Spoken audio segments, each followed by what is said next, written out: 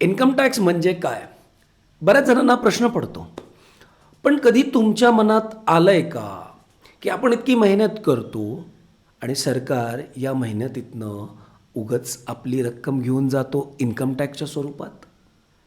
काय होतं ना, आपण रात्रभर काम करतो, घरच्यांना वेळ देत नाही किंवा कधी-कधी देतो पण पूर्ण वेळ देऊ शकत नाही. बिझनेस करतो, पगार पगार कमवतो आणि इन्कम टॅक्स डिपार्टमेंट त्यातला इन्कम टॅक्स घेऊन जातं. कसं तरी वाटतं ना मनाला. पण आपल्याला ती शिक्षा वाटते. पण जर माझ्या मताने बघितलं, तर ती शिक्षा नाही आहे. तुम्ही एक देशासाठी दिलेलं एक योगदान आहे. आता ते कसं? चला एक रेग्युलर लाईफमधलं आपण उदाहरण घेऊया, की समजा तुम्ही एखाद्या सोसायटीमध्ये राहत असाल, तर सोसायटीमध्ये तुम्ही मेंटेनन्स देता की नाही? मला सांगा आपण सोसायटीमध्ये मेंटेनन्स का देतो? सिंपल त्या सोसायटीतल्या ॲम्युनिटीज व्यवस्थित राहावे म्हणून, त्या सोसायटीतल्या फॅसिलिटीज मला मिळाव्या म्हणून. मग इन्कम टॅक्स वेगळं काय आहे? इन्कम टॅक्स ॲक्ट जर कधी तुम्ही देशाच्या पातळीवर विचार केला, तर तुम्हाला ते फॅसिलिटी प्रोव्हाईड करण्यासाठीच भरावा लागतो. तुम्हाला द्यावा लागतो. म्हणजे एक इन्कम टॅक्स कायद्यानुसार असं दिलं आहे, की एक एक्झम्पशन लाईन दिली, की हां बाबा, लाईनच्या वरती जर कधी ज्याचं इन्कम आहे, त्याला टॅक्स ॲप्लिकेबल होतो. लाईनच्या खाली जो आहे, त्याला टॅक्स ॲप्लिकेबल होत नाही. मग ही लाईन कुठली? तर लाईन म्हणजे एक अमाऊंटची लाईन आहे, त्याला बेसिक एक्झम्पशन लिमिट म्हणतात. त्याच्यावरती असेल तर तुम्हाला टॅक्स लागणार, त्याच्या खाली असेल तर टॅक्स लागणार नाही. पण आता टॅक्स कोण कोण भरू शकतं? तर साहजिकच आहे, जे नोकरी करतात ते, जे रेग्युलर इन्कम कमवतात म्हणजे पगार कमवतात ते टॅक्स भरू शकतात. बिझनेसमन आहे, जसं की मी आहे, मी सर्व्हिस प्रोव्हाईड करतो, मी सुद्धा टॅक्स भरू शकतो. येस, CA, प्रोफेशनल्स, वकील हे सगळेजण काय करणार आहेत? टॅक्स ठेवणार आहेत. पण एवढं लक्षात ठेवा, जो जास्त कमवणार तो त्याची जास्त रिस्पॉन्सिबिलिटी घेणार आहे. कारण आता सरकार हा इन्कम टॅक्स कलेक्ट करतो, त्याचं करतात काय? तर बऱ्याच लोकांचं आता मनातल्या मनात उत्तर आलं असेल, की सर भ्रष्टाचार करतात. असं होत नाही प्रत्येक वेळेसच. इन्कम टॅक्स भरला की आपले ते फॅसिलिटी देतात. आता फॉर एक्झाम्पल फॅसिलिटी कुठले?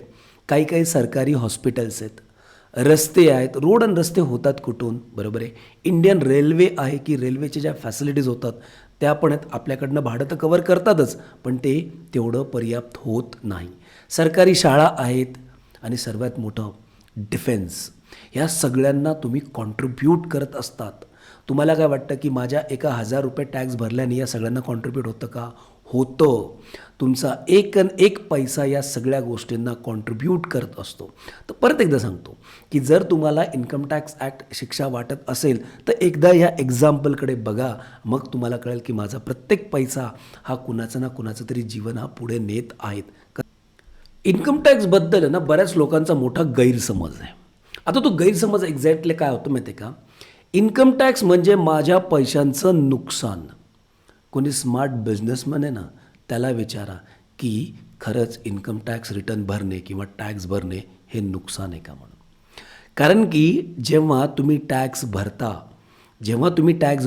हा तुमचा पुरावा आहे, की तुम्ही कमवत आहात.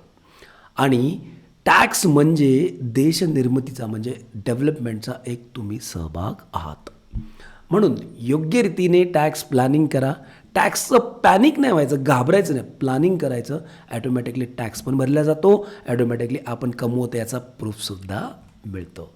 बिझनेसमधनं किंवा पगारातनं टॅक्स कट होत असेल तर दुःख बाळगू नका, अभिमान बाळगा. कारण की तुम्ही हे जे सर्व करत आहात ते स्वतःसाठी नाही आहेत, तर तुम्ही देशाच्या हिताचं सुद्धा करत आहात. And thanks for watching us. Next व्हिडिओसाठी प्लीज सबस्क्राईब करा.